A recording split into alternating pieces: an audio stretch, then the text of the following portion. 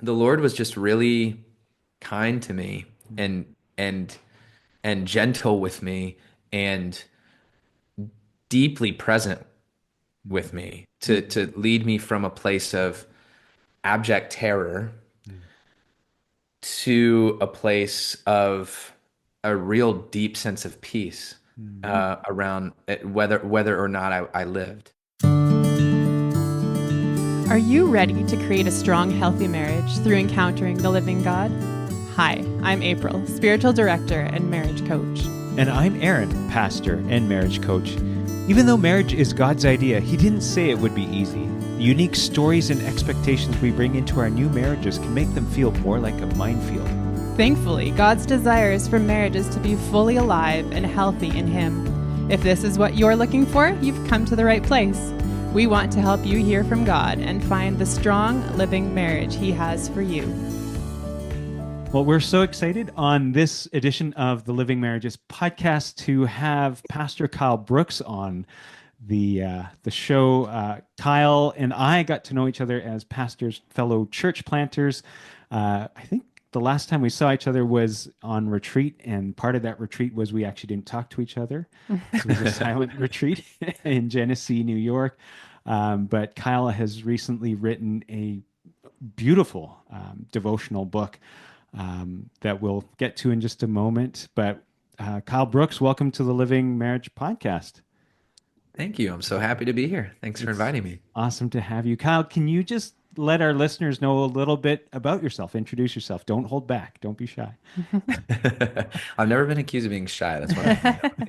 Yeah, well, my name is Kyle Brooks, as you mentioned. I'm the husband of Stephanie Mm. and the father of Micah and Kaylin, who are 3.5 and 1 year old. And I also happen to be a church planting pastor in Oakland, California. We've been living in Oakland for the past 12 years Wow. now and planting for 10 of those years. I'm now one of the founding pastors of a church called Tapestry Church. We're an intentionally multiracial church in the heart of East Oakland. Awesome. Thanks. Today, we want to talk a little bit about something that's kind of new in your life or that we became aware of recently, anyways. And that is a Yeah. devotional that you've written out of some of your experiences in life. And it's specifically a Lenten devotional, although having read parts of it, I can see how it would be beneficial any time of the year. And it's called Through the Valley 40 Days in Psalm 23. So, would you tell us a little bit about it? Yeah, I would love to. Yeah, I wrote this really out of a family practice that we have, which is our family Sabbath is Friday dinner to Saturday dinner because being a pastor's family, Sunday doesn't really feel like Sabbath Hmm. sometimes, not in the fullest sense of the word. And we wanted our kids to grow up with the experience of weekends, at least one of the days of the weekend got to be just a joy-filled, peace-filled, Mm. rest-filled time with family Mm. Hmm. and friends. And so for us, that's Friday night, Saturday night. At the beginning of Sabbath, every Friday night at dinner, we light some candles and we say the 23rd Psalm together, in addition to whatever else we're going to pray. And I mean, we only do it once a week, but our 3 year old, by the time he was 2.5, he had the 23rd Psalm down. Like he had it Wow. totally memorized, Huh. which was so cool. And so that's where the idea for the devotional came from was really like, I just want to sit in this longer. I just want to be able to sit for days in the Lord is my shepherd, No. and what does that actually mean for me?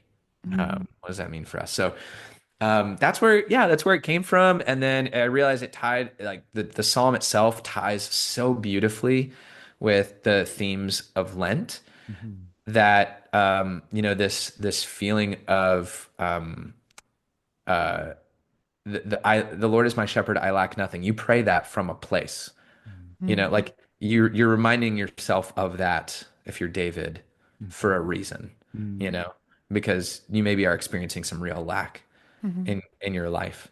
And so what does it look like to pray that in a season like Lent where you're voluntarily emptying yourself?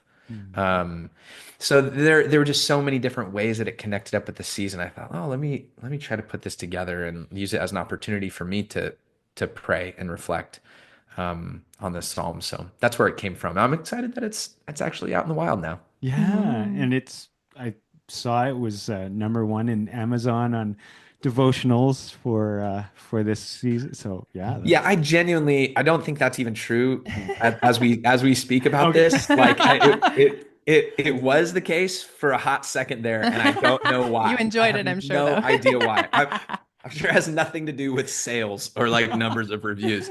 Hey, So we'll run with it. We'll run with it. I Number was one very best-selling author. yeah, So I could just say that right there. It was for a moment it was number one okay. top new release or whatever, but maybe it was just the most recent release. Okay.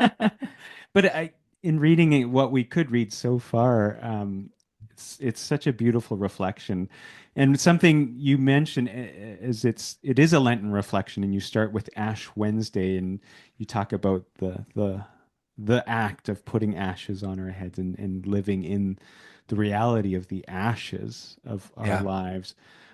And I noticed in that, even in the first chapter, the first devotional, you use the word "and" a lot.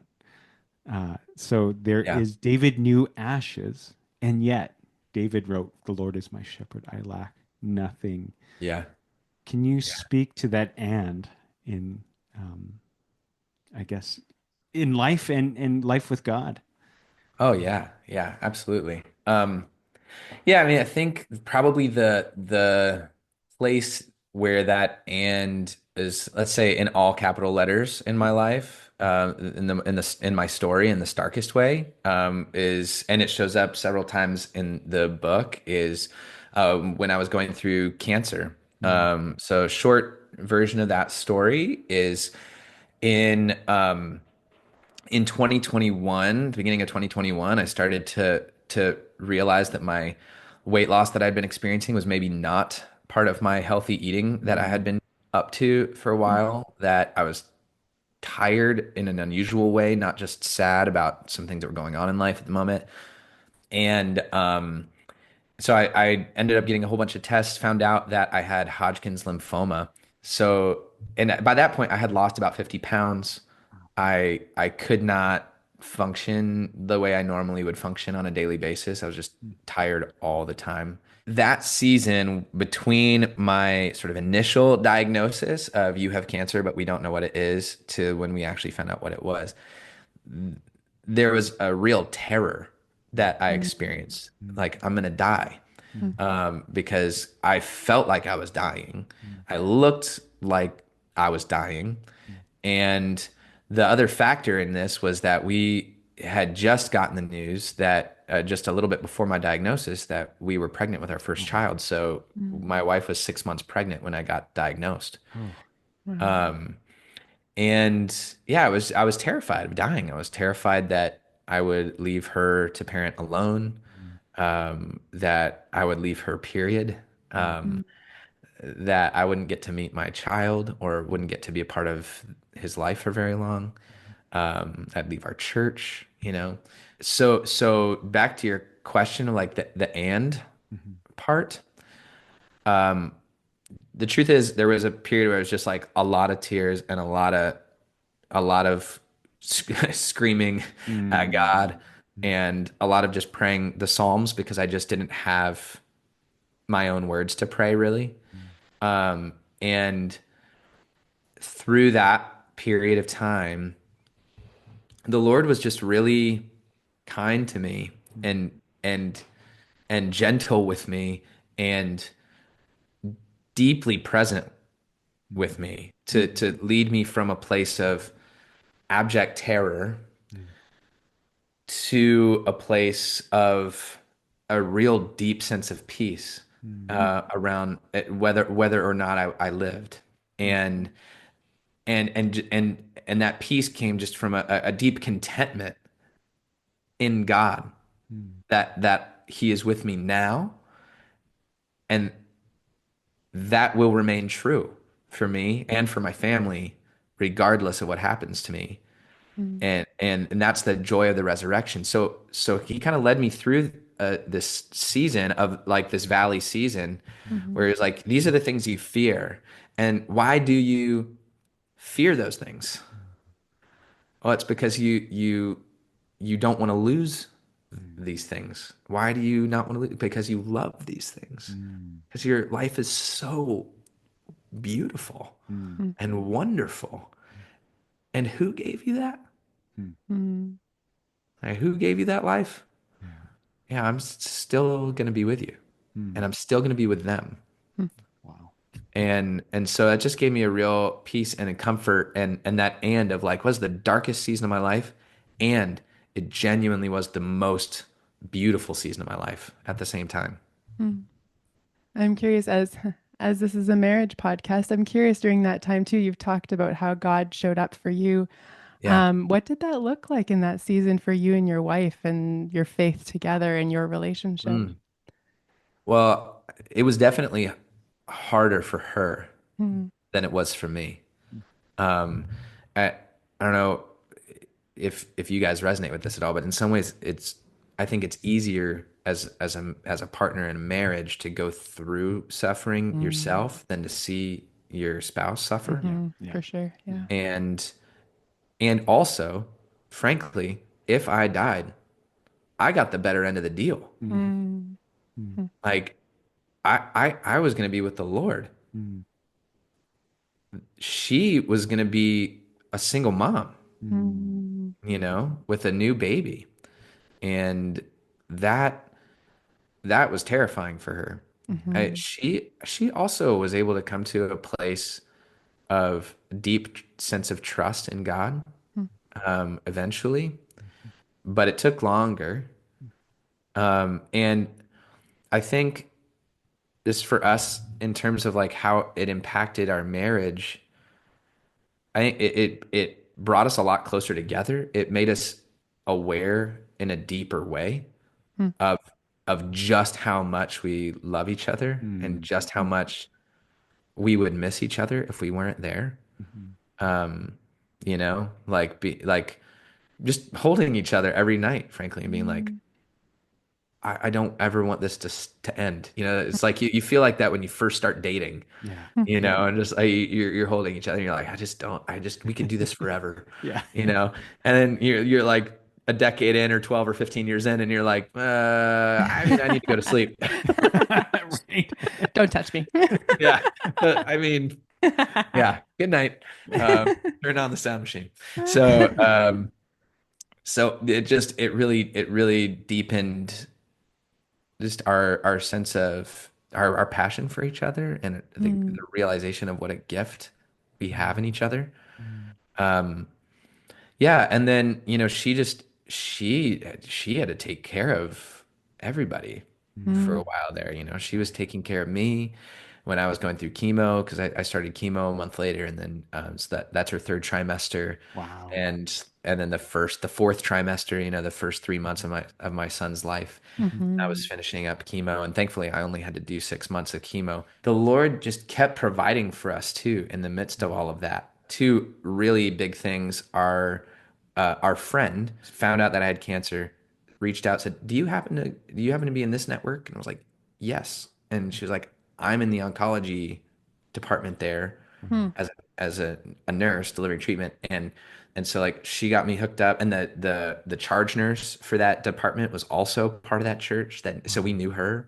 And then and then the friend that reached out, she was like, "Actually, I also have gone through doula training, and Mm. I would just love to volunteer to Wow. be your doula, like for no Wow. cost," Wow. which was incredible. And then the whole, am I going to be able to be there or not? That was another big question mark for us and created a lot of anxiety for us. And the big reason was basically going to be, am I going to be too tired and nauseous Right. to Mm. stand up, Right. much less go to the hospital and participate in the process. Um, and our then doula nurse friend was like, "Hey, there's this drug that they probably haven't told you about that works really well that your oncologist will never prescribe for you because you're not one of those like you're gonna die if you don't get this cases, and Mm. And but the nurse practitioner has two young kids. Mm. He gets it. He Mm. probably would prescribe it if I laid out the situation for him. Let Okay. me Hmm. ask. So she did. The NP did prescribe it. And I said, why don't they give this to everybody? This is a miracle. Like the first time I had it, I didn't have any nausea after my chemo. Not a day Wow. of nausea and no other side effects either, which is like beyond a blessing because the side effects of the nausea drugs is horrible. Mm. And and she was like, "Oh, because it's $20,000 a bag." Oh. So that's why they don't give it to everybody. But I got that, Mm. and as a result, I was very much able to be present and physically able to help Mm, Steph when Micah came. So God was just so kind and gave us so mhm, many things to celebrate as a Mm. married couple. And I think that for us has been a really important thing too Mm. in this season is being real about what's been hard, but Yeah. also being able to like acknowledge and celebrate together. Like, wow, really, God really like Mm. He set us up. Mm. Like mhm, this is hard, but He really helped us through this Mm. season. mhm, So yeah, I could tell lots and lots of stories like that. Mhm. But those are a couple of highlights. Wow. mm. We know Stephanie is with the kids, and it sounds like we'll have to get her perspective sometime. So Oh just be yeah. ready for a return invite to the Awesome. Awesome. Living Marriages podcast with Stephanie. Um, but I'm wondering, Kyle, just from your perspective, I guess, in your marriage, where you are now with two kids, clean bill of health, pastoring, what have been some of the valleys you've experienced now in marriage, and how have you seen God showing up Mm, in that? And mm. Yeah, that's a good question. I mean, I think the most significant valley, it's less acute. Mm. It's more just chronic. Okay, okay, Is this our life with young kids is wonderful and beautiful, as you guys know, in so many we ways. do, And being and real, yeah, it's also incredibly exhausting. There's never enough time to do the things to do that. Like we felt busy before, like we felt like our lives were full before, yeah, but that was like because we there were a lot of fun and cool and meaningful and impactful things we wanted to do in addition to survival. Mm. And and now it feels full just getting to like the survival point, Yes. just Mm. like are we going to be able to do our taxes this year? Are we just going to let that slide? I'm not 100% Yeah. sure. So the one of the valleys is just the valley of just being being exhausted, getting through multiple days in a row of not even really talking to each other Mm, mhm, about anything else except for like, okay, what are we gonna have for dinner? Like, Mhm. and who's coming over tonight? And what are we, there are a lot of days like that where we don't actually get to connect in a meaningful way because mhm, even if the kids go down by 7:30 or 8, Yeah. we're just so wiped. Yeah. mhm, We had this idea. We were gonna like, well, we can't go out every other week or every like it's date night. We used to do it religiously every Mhm. week. mm, Mhm. And then it went by the wayside Mhm. during chemo, cancer, COVID, all of Mhm. that coinciding Mhm. with our son's birth and all. So we just like stopped doing it. Mhm. And then recently we were like, we should start that up again. No, we can't go out every other week. We can't afford it. We also can't like our kids were in this, nighttime space where like we couldn't have other people put them to sleep. Maybe you guys have been through a similar Yep. season. mhm, Like we're sort of stuck at home every day. But what if we have this little ADU that she works out of? We call our casita, and it doesn't have all the mess of our house. Okay. So like, what if we did a date night every other week? We just go out, we just get a bottle of wine, we go out to the casita, and we just talk. Mhm. After we put the kids down, we just talk Mhm. until we're ready to go to sleep. Yeah. And we did that twice. mhm. It It was wonderful, I'm sure. was great. It was so great. But it's like going to the gym in a way. It's like it's so hard to get yourself to do it, Mhm. And that if you only do it every other week, like if you only went to the gym every other week, Mm, one time every other week, you just stop going very quickly, you know? Yeah. So Mhm. yeah, I think that that's a big part of the challenge these days, is just having the time and the energy to connect. Hmm. And we very often don't have that. Uh, Mhm. or when one of us does, the other one doesn't. Mm. Um, and that can lead to feeling like, I mean, I think you used the term before we started recording of just like of co-parents, you know, Hmm. Mhm. ships passing in the night, and you're just sort of Hmm. like, okay, you've got this, I've got this, you got this, Mhm. Hmm. and that's just a reality that we live in for a little while. So I think that there's a tension in that that we feel between um, fighting for uh, more intimacy Hmm. and deeper level of connection in Hmm. the ways that we can, Hmm.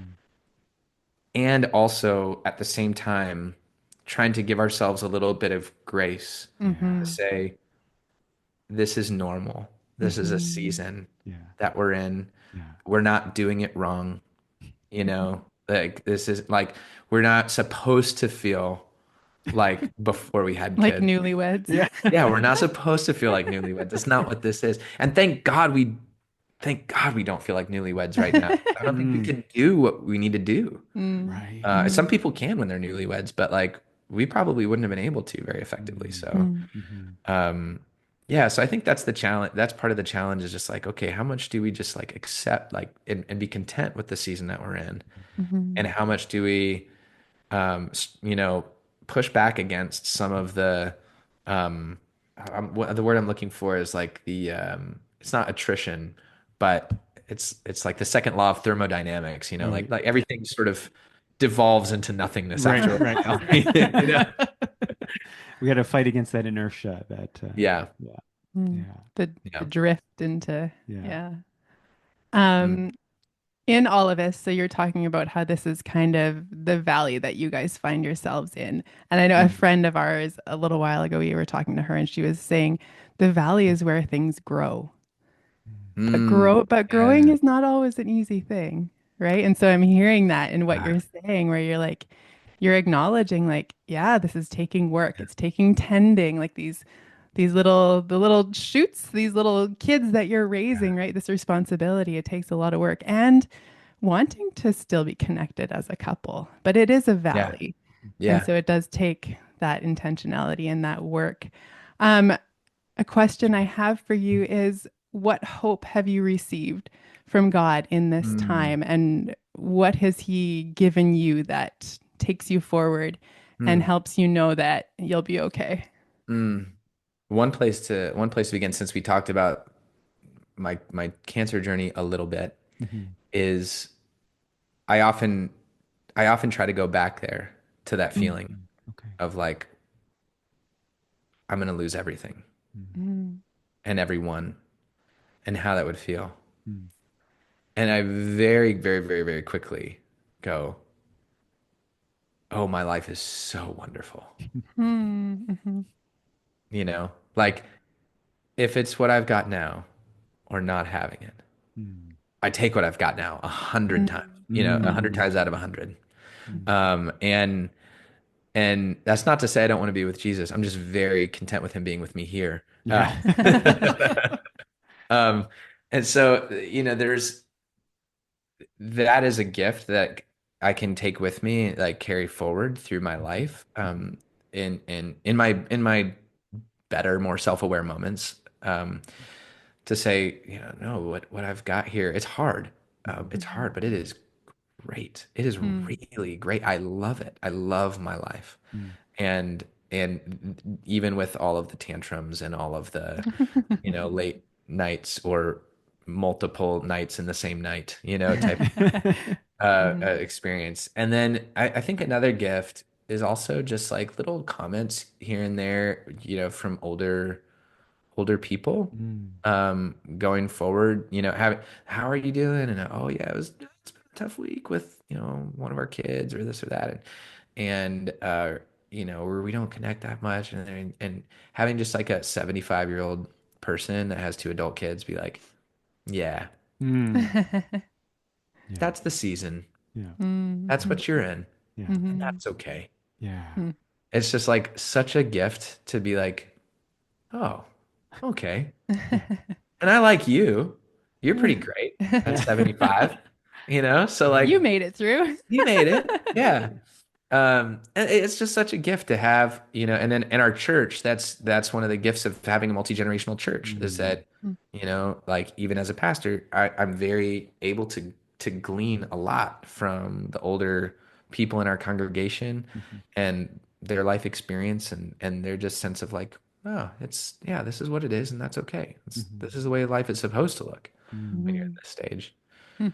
So often I feel like there's like this added layer. There's all the challenge. There's all the sort of challenges of dealing with, being ships passing in the night, not really connecting, having different, another valley that lots of people experience that we experience right now too is like, by and large, we have pretty similar values and ways of thinking about raising kids. And at the same time, every little thing that happens is so specific and it's so particular and you could respond to it in you could respond to it in a million different particular ways that the way I respond to it and the way she would respond to it are different. And sometimes that's because we have different values subtly around those things. And that can be really hard. Um, but just being able to go, yeah, and that's part of the growing process. It's like now we Mhm. learned that about each other. We didn't know that Right. Mhm. 2 years ago, Mhm. Right. but now we do. Wow, Kyle, there's so much beauty and grace in what you've been sharing. Um, we're going to move into our rapid fire questions as we wrap up our conversation. Okay. We like to ask all our guests these. So, as briefly as you can, and I know pastors, we I'm struggle not with known that for that. sometimes. I'm not known for that. But what is one thing that if you could go back and tell yourself in the past um, about marriage, what's one thing you would tell young Kyle standing at the altar about marriage? I would probably tell myself, hey, real early on, just do the mail right when it comes. Mm, That's probably what I would tell myself. Like that was the biggest fight of our first year two of marriage is who does the mail? When does it get done? Does it get done right away? Does it get in a pile on the table and get done a week, after it shows, all at once? yeah. And still to this day, we have no actual process for doing the mail. And this is to my shame because I know that it's a source of stress for her. Yeah. I know it's a source of stress for her, and I still like I don't know why it's so hard for me to just do the mail. But that's probably what I would do. If I could tell myself like when we got engaged, I'd be like, okay, right now, form a habit. Mm. Like work on a habit of getting the mail done. So I don't Okay. know if that helps any Oh no. I specific think listeners out there, but like that's what I'd tell myself. each couple has their own little quirks, hey? Their Yeah. own mail. Yeah. Yeah. Yeah. Our second question is, in your marriage today, what is something that is indispensable for the two of you? I asked because you sent me these questions. I asked Stephanie what she would say, Mm. and I liked her answer better than mine. Mine was I'll share mine and then I'll share hers. Mine was honesty. Mm. Um, like one of the things for all of our faults together, um, and we had to learn this the hard way. Like we have become, I think, quite I would say brutally, but very candid, very, very honest with Mhm. how we're feeling, what's going on in our lives, what we're struggling with.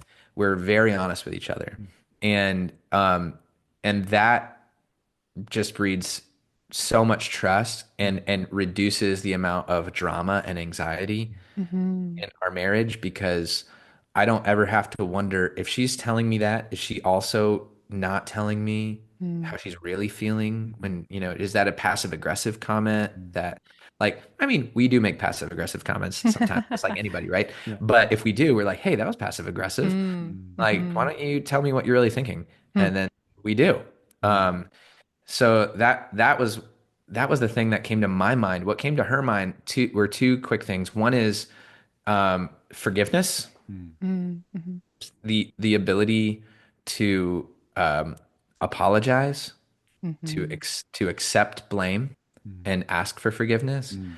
and then the ability to actually forgive Mm. Yeah. and move through hurt, Mm. and not and commit not to give it back. Mm. Um, that has been, something that's been a big and small everyday thing, Mm. Mm-hmm. in our marriage, and we would not be able to stay married without it. Mhm. Um, and then the other piece of it really quickly is the other piece of really quickly that she said is little kisses at night. Mm. Um, John, I think it's John Gottman that has this great book, the seven principles that make marriage work or Mm. whatever. Mhm. Mhm. And in that, it's like the importance of just those little touch points of affection, Yes. Yes. just for reminding each other. So every single night before we go to sleep, Mm. we give each other a quick kiss on the lips. Mm. And it doesn't matter if we were fighting just 2 minutes ago, Right. or if we just had a wonderful day and just got back from a date or something like Yeah. that. Either way, Yeah. we're doing that. And Mm. that helps us to say, even in those tougher moments, or when we're just ships passing in the night, Mm. it's like, hey, we still love each other. We're Mm. still on each other's Yeah. team. We're still okay. Wow. That's brilliant. Um, Third, final question for you, Kyle. Where can our listeners find you? Where can they find Through the Valley, 40 Days in Psalm 23, and all your other stuff? Yeah, yeah, yeah. Well, you can find the book on Amazon. It's self-published through Amazon, Okay.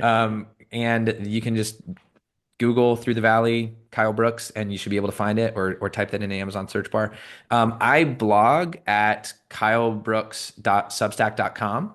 Okay. So you can find me there, kylebrooks.substack.com. And that's just, I actually, if people want to receive the devotional Mhm. on a daily basis Mhm. in their inbox for free, Yeah.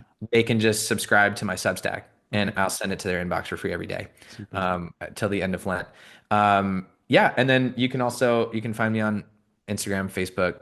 I honestly, I can't even remember what my handles are. You can put them in the show notes or something like Yeah, Yeah, we'll we'll put them look in it the up. show notes that. for sure. Yeah, and you can also find our podcast, a podcast that I do with our lead pastor Bernard Emerson, called the Multiracial Ministry Mindset Podcast. You can just go to multiracialministry.com, or you can look for Multiracial Ministry Mindset on any of the podcasting apps. And we have a season out right now where we have season 1 out now called Overthrowing Fear. It's like one of our values for multiracial ministry. Mm. And season 2 is going to be coming out in June. So you can get caught up between now and June if you want to be ready for season 2. Brilliant. Wow, Kyle, thank you so much Mm-hmm. again for just sharing your story, being generous with your story, and sharing your wisdom, and Stephanie's as well. And thank you again. Well, thanks so much for having me. Really appreciate you guys for doing this podcast and offering this to people. It's really a beautiful thing you're doing. Thank you so much for the privilege of journeying together with you. Before you go, if you've been blessed, inspired, or challenged by what you've heard today, please bless us by subscribing and leaving us a review on iTunes or Apple Podcasts. Share this podcast with your friends and come visit us at our website, livingmarriages.com. Until next time, praying the light and life of God's love over you and your marriage.